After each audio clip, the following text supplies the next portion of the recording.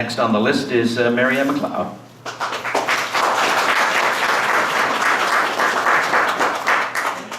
Try not to trip. Yeah.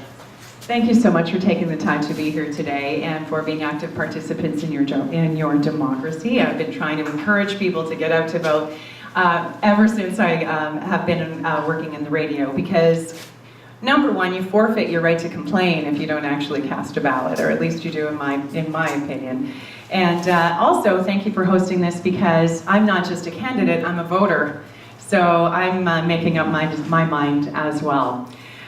So I have decided to answer questions 10 and question 1. Collingwood is changing, are you? And what is it regarding the future of, or the diversity of the people who live here? I was raised on a farm in Glen Huron, which is just outside of Creemore. You may have passed it on 124, the road that goes down into Glen Huron.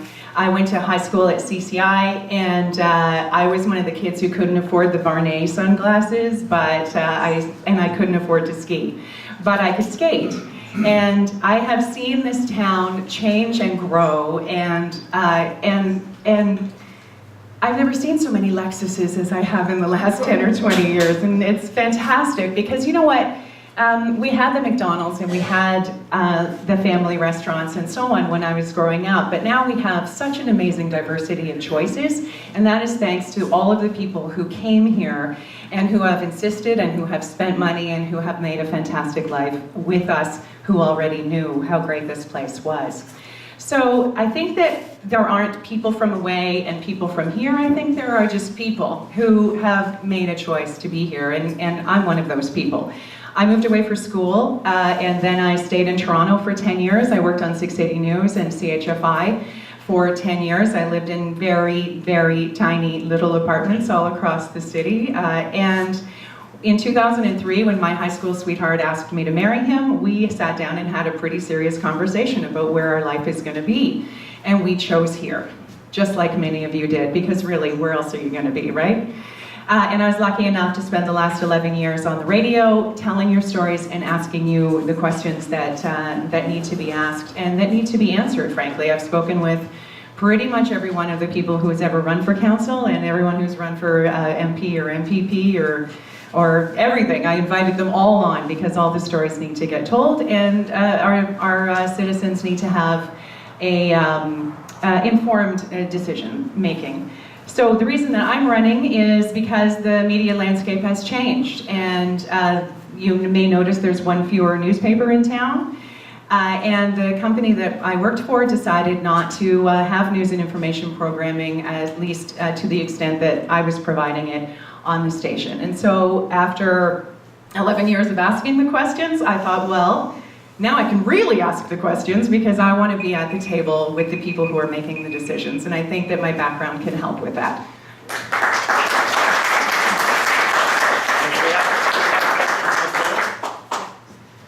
Marlene, this would be your first time on council. It would. Where do you stand at the moment on a hospital? I would, well, I'm happy not to be standing in the hospital right now. I stand on building a hospital wherever the provincial government decides to do it. I am to the point where I'm looking up recipes that I can make cookies for Doug Ford if need be. This is such an important thing for our town, and I'm glad to see that it appears as though the divisiveness has been settled somewhat. I think there's been a bit somewhere along the line of misinformation, or perhaps over-enthusiastic due diligence. I'm not entirely sure how it all went down. I may have been following it, but I think that it's good that we now have that ministerial order request in place. And please remember, we are still in stage 1. So we have a long, long, long, long process ahead of us. And if I work hard enough to become a councillor, I will do whatever is possible to be done to make sure that Christine Elliott and her ministry makes the right decision for Collingwood. Dale West. Dale? Thank you very much, and really thank you all for staying here. I was getting nervous when you started counting down, just to let everybody know, no, we're getting to the end, stick around. I am Dale West. I am running for a council position here in Collingwood, and I sat on the council from 2010 to 2014, and I'm looking forward to getting back to work for you, for your Collingwood, because I had a lot of fun. We got a lot of things done, progressed, to put things up that people could use, and those are things that are important to me. Of course, when you aren't on council, people are constantly asking you, so what do you think of that? What do you think of that? Well, you know what? People gave those people a job and said, over the next 4 years, this is what we want you to do with the town of Collingwood. So you've got to respect the effort they put into it. There's a lot of work that goes into it. Not always going to agree with what they did, just like, obviously, because I didn't get reelected, some people didn't disagree with everything I did in 2010, 2014. I made decisions that I felt were really going to help the town of Collingwood. I was making honest decisions, and I respect the fact that people have made a lot of tough decisions over the last 4 years. Some of it, I think we helped build towards that. The trend towards reducing the debt did start in 2010. This council aggressively decided to pay down more debt. Now we're in a position where the master plan for the waterfront, the master plan for rec, and other things, you can start looking at those, because over the last 8 years, the financial position has improved for the town. So I'm looking forward to that. The recreation master plan. I mean, I spent time on the Parks and Rec board when I was here before, and so I'm looking forward to getting further for that, because I think recreation is sort of a way to tie in question one, because it matters to everybody, whether you're here on the weekend to bicycle, whether your kids are here every day playing hockey, playing soccer, playing ball. All of that is what people are here for. That's one of the things that make us a great community, whether you're a full-time resident or whether you're a part-time resident. So I think that's going to be a great thing to move forward with, and I'm looking forward to also the waterfront master plan as part of that. There's so many things to go over, and of course your notes change when you're the last person of 23 to speak, but or how many we had today. But I do want to look at the positives. It has been a strong decade of the 2010s for the town of Collingwood, and we are heading in the right direction. It's your Collingwood, and I want to be a part of it. I guess we're told to pick a question. Mine would be recreational, and as you can tell, I must be an avid cyclist. Maybe not, but I do see the importance of improving our transportation infrastructure, and yeah, bike lanes are important to me. And I can't stay after we're done. I'm actually still at work, don't tell the boss. And so I've got my card back there. If you could pick it up, it'd be great. I'm Dale West. I'm a vote for your Collingwood. Thanks, Dale. Do you have any questions, Dale? Somebody, yeah, I don't think Bruce, you've asked a question yet. Go ahead. Sorry. We've had several times talked about bike lanes and so on. What I want to ask you, it seems to me that there's a tremendous amount of traffic flowing through Collingwood, going nothing to do with Collingwood, but going east and west on Highway 26. What can Collingwood do to change that so that we bypass that traffic, which will help all the other problems we're talking about, the congestion, the bike lanes, the pedestrians, and so on. And I think the council needs to address that, and I haven't heard anybody say anything about it. Well, I think earlier this decade, they started improving on that with the improvements on the 10th line and Poplar Side Road to give people quicker access if they are just coming out to the mountain for the weekend. But the thing about traffic is, yes, you want it to move smoothly, but you don't want it to disappear, because we need these people coming through town and saying, oh, yeah, I think I'm going to stop for a bit and visit one of the businesses or whatever. So it's yes, you want to make it move more quickly, you want to make it move more safely, but at the same time, you don't want to make it just disappear and give them a straight shoot like a transporter to the mountain. But we should look at more opportunities to improve things like the Poplar Side Road, 10th line right there. So those areas, the traffic can move more smoothly and more safely. First, for the school board is Tanya Snell. I really appreciate the opportunity to be included in these conversations, because I've learned since throwing my name in the hat that the school trustee position is often not thought about and not invited to opportunities like this, in spite of the fact that it is a vocal voice at the table that makes decisions for our young generation, our future generations, and has huge impact in regards to the diversity in a community and the strength of families and young people. So thank you very much. Just to sort of share a little bit about myself.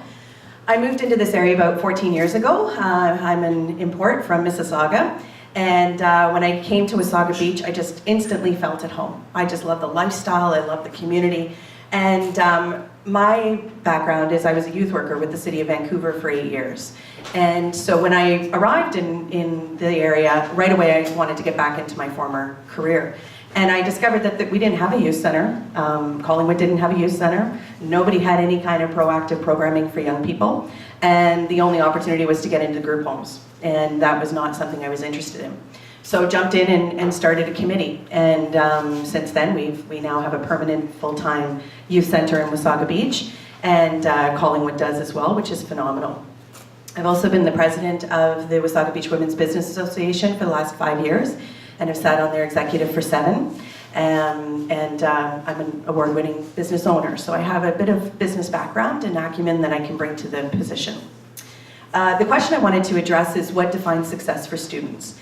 And I think one of the big pieces is when youth go to school in their own community. That's huge, because then they can work in their own community, they can volunteer in their own community, and maintain connection. And by that, I mean that both Wasaga Beach and Collingwood, because this year the school board changed the boundaries, so the school trustee position represents the 2 communities, which makes great sense because they feed into each other. My opinion is I believe both communities need new schools.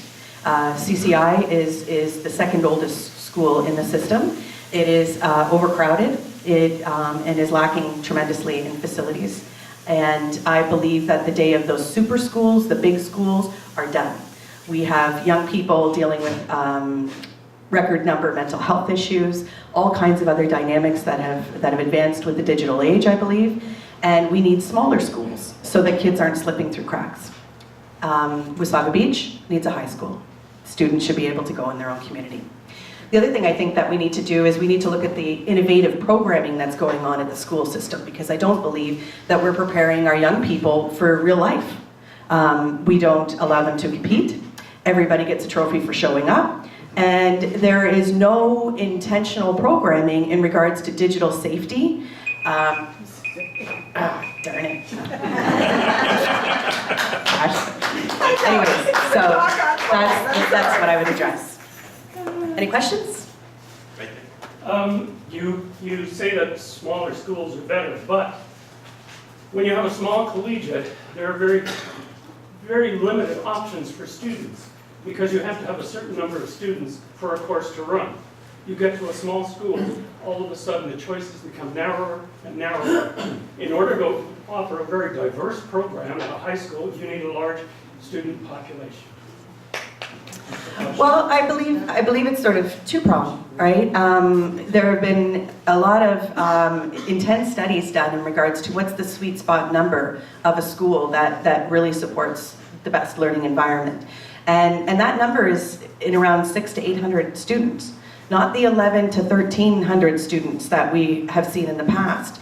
And I think that maybe by offering some innovative programming, smaller class sizes, what it's going to do is it's going to have to force the school board to be creative in the budget and being able to balance and deliver those services.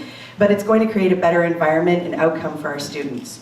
And I think the opportunity for young people to be able to get, for example, why in this area, when tourism is so prevalent, why do we not have a culinary program or a tourism-based program that helps to support and encourage fulfillment in the workplace? There's just some things that I don't think are really being creatively looked at, and that's what I'd like to do.